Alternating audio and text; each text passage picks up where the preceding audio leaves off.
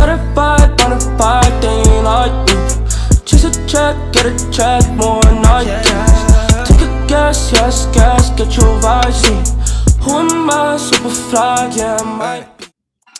Yes, sir. It is your boy KB, the boss from ShifterMagazine.com. I'm here with one of the Toronto area's kind of up and coming artists. He's a singer, he's a producer. He kind of does a little bit of all.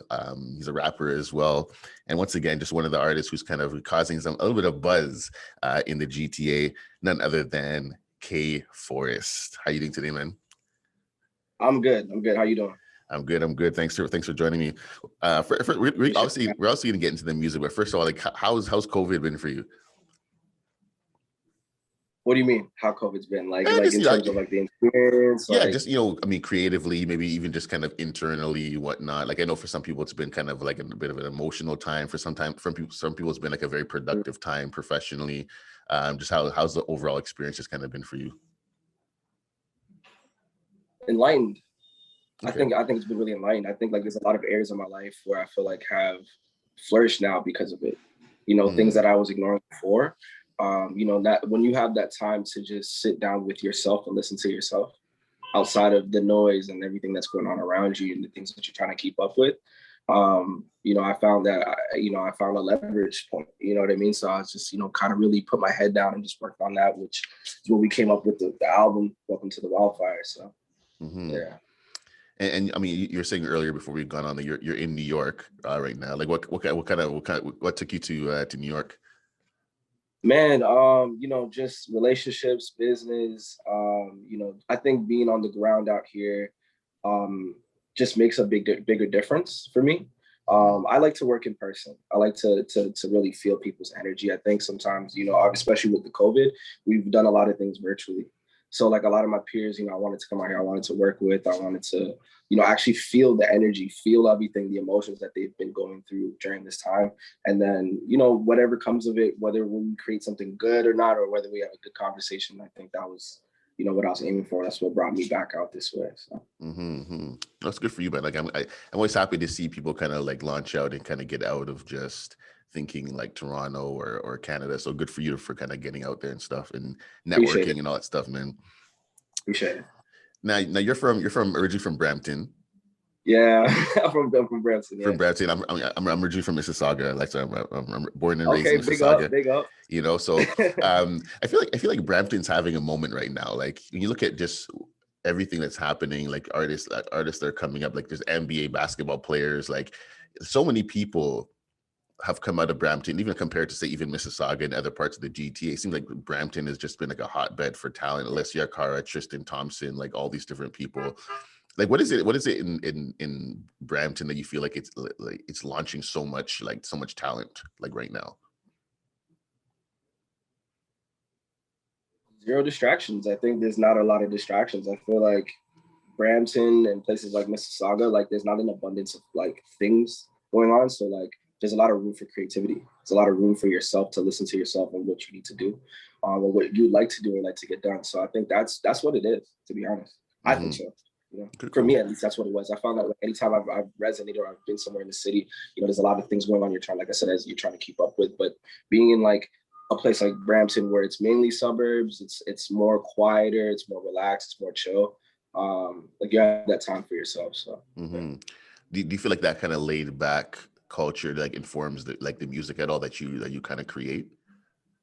What do you mean exactly? I mean, for a lot of people, like, just their environment tends to kind of just inform like the sound or like maybe the pace of their music or whatnot. Do you feel like kind of where you're from specifically has influenced the sound or anything when it comes to just the music that you make? 100%. I mean, right now Toronto's become like the R&B hub. It seems like that's what we become. So. Definitely. Toronto's definitely influenced me on that level. Just like the blanket of R&B and what it is, the overall aesthetic, I'd say, for sure. Yeah, and I mean, what I like about your sound, because I mean, there's obviously singing, like blurring the lines between like singing and hip hop is kind of a thing right now. But I feel like sonically, you just sound different. Like you kind of have your own sound, even within this whole space of just melodic music. Like where does that come from? Like just your particular sound? Like did you take time to actually like hone it? Like where did your particular sound come from? Discipline. I think part of it mainly was not listening to too much of like the newer things, and finding the things that resonated with my spirit and my soul the most. So I listen to a lot of oldies, man. I'm an old Oh, school yeah. guy. Okay. Like the Otis Reddings, the David Ruffins, the Willie Hutches. So like a lot of that was where I would say I got most of my inspirations and things like that from for that. Mm-hmm. And I read somewhere that you actually started singing at a young age. Yeah, Was I mean, at that least I thought I could sing. was like a kind of like a church thing, or just kind of around the house? Where you kind of like that first kind of those first experiences of singing? Like what was that like for you? It was unorthodox and unusual. I didn't really know if I was good until like, you know, my family members had heard me. You know, I mean, like I've listened to, like I said, I listened to like Whitney Houston, Dawn and something. So I know, like, if I'm not sounding like that, I don't know if I sound like A1, but I, you know, just my loved ones around me just confirmed like, yo, you can sing, like, you know, just got to practice up, you know what I mean? And just really focus on trying to better your craft with that. Mm-hmm. And for you, even as a, because you obviously you write as well. Like what's that, like what is your kind of inspiration? Like I know for some people it's just kind of everyday life things they experience. It could be like going for a walk. Like for you, when you're writing a song, like what kind of things like inspire you? How do you go about just creatively for you making a song? I feel like it's kind of weird to say, but pain, like things that are like people go through, you know what I mean? Like the struggle really inspires me. Now their first release of 2021, that was Bad Neighbors. Yes, Yeah. So let's go into that one. I particularly like that track. Can you go into a little bit of the inspiration for Bad Neighbors?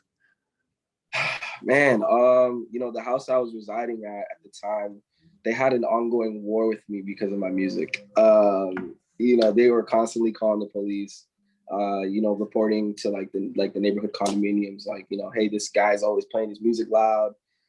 And a lot of it, like I said, it's not malicious. Like you know, my culture, I'm Jamaican. We play music all the time. We always play music, having a good time, food. But also on top of it, I was making music. I was trying to get out of my situation.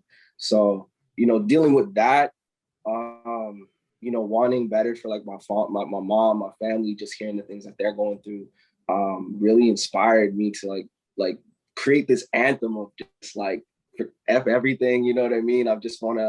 I want to just like this battery that I have, this fire and this desire that I have in me. And like, I know that as long as I have this mentality, I'll be able to attain these things, you know, that I discussed in like Bad Neighbors, you know, like the 4 acres, giving my 4 acres to my mother, you know, being able to one day possibly afford a Rolls Royce, you know, things like that. So.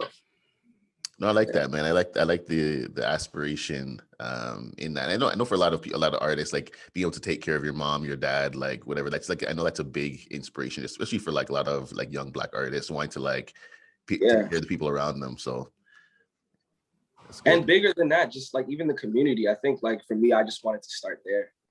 You know, I think where I have the most influence and have the most impact, like my household, my family. You know what I mean? So.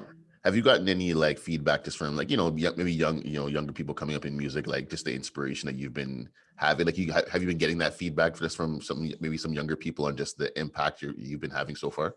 Yo, all the time. And like, honestly, like it's a bit overwhelming sometimes, you know, like to hear that. But no, I hear it like all the time, and it feels good though. It does feel good to hear people that like are inspired by my music and the stories that I'm telling in the songs. You know, and to know that like even some people, like they get through their day because of it. You know what I mean? That's a power that, you know, I can't even define. Like, I don't know. It's amazing. Okay. Now your last album, Welcome to the Wildfire. Yeah.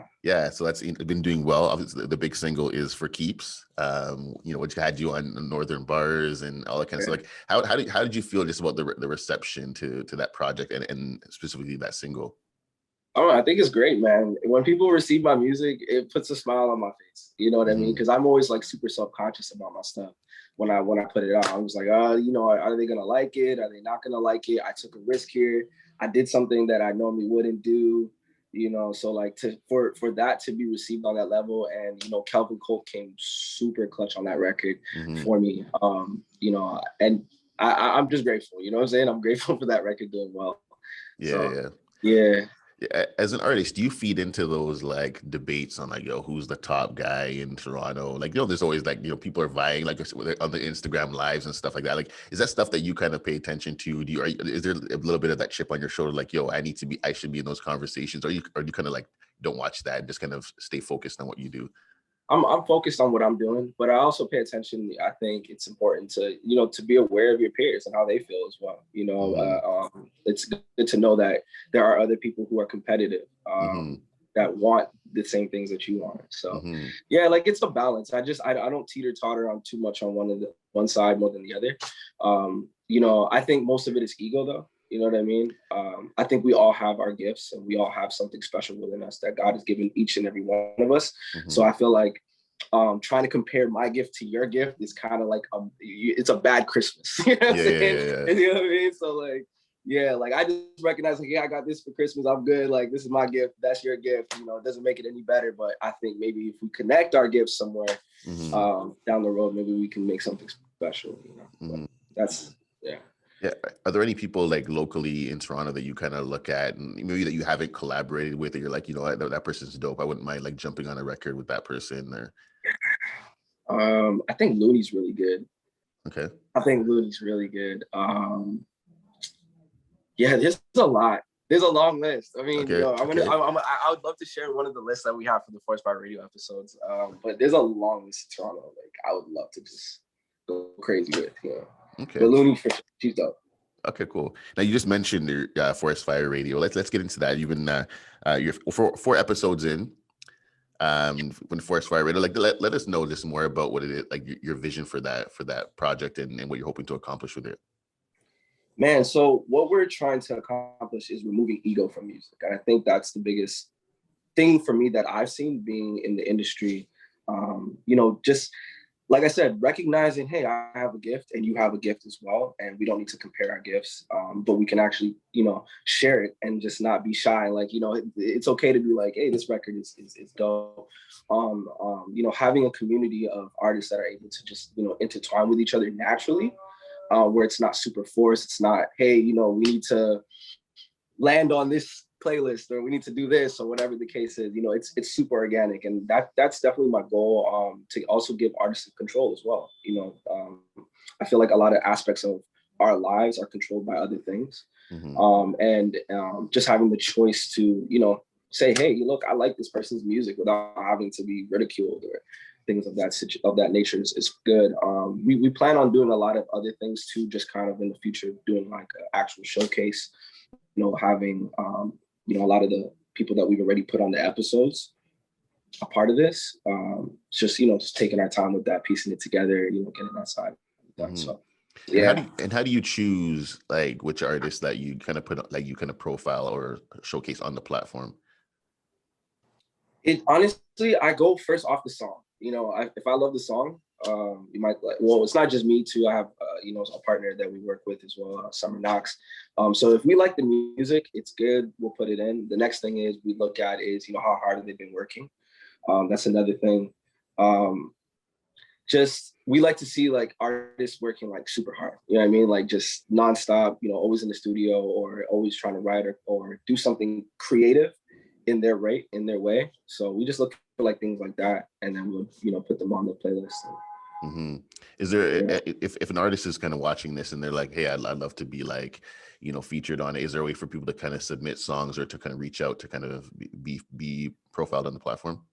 Yeah, we want everybody to be a part of this process. Whether they're up and coming, they're not known. So we have a thing called forcefiresubmissions@gmail.com, so they can submit it there. A song, the team and I, we review it. If it's good, if we have maybe like 10 slots left or 5 slots, we'll pick somebody that's, not super known or, out there, and then we'll put them in the mix, so. Okay, cool. Yeah. Just last one not least, just when it comes to just over the next while, like, is there anything that you kind of have coming up down the pike that you want people to know about, upcoming releases, videos, anything of that nature? Yes, lots of music videos. I know that my fans been wanting to see my face and be out there, so lots of music videos are going to be on the way. More collabs on the way as well. Very special collabs. I mean, we set it off with Calvin Colt on the project Welcome to the Wildfire. So we're just gonna keep adding more fuel to that fire, and put out some more stuff this year. So yeah, a lot of stuff, man. The Forest Fire fans are gonna have to look forward to this year, man. It's gonna be dope. Nice. Yeah. Well, congratulations on everything, man. Like, I love your energy. I love your positivity. I love your work ethic, and even just wanting to put people on. Like, I think we definitely need more of that, and people putting egos aside and being willing to just, to be able to admit someone else is dope. Like, I think we definitely need a lot more of that in music. So, kudos to you for everything that you've been doing, and we'll definitely be watching and excited to see what you do over the rest of 2021. Man, all praise to God, man, and my team, man. Appreciate it, man. Thank you. Once again, this is Toronto's very own K Forest here on shiftermagazine.com.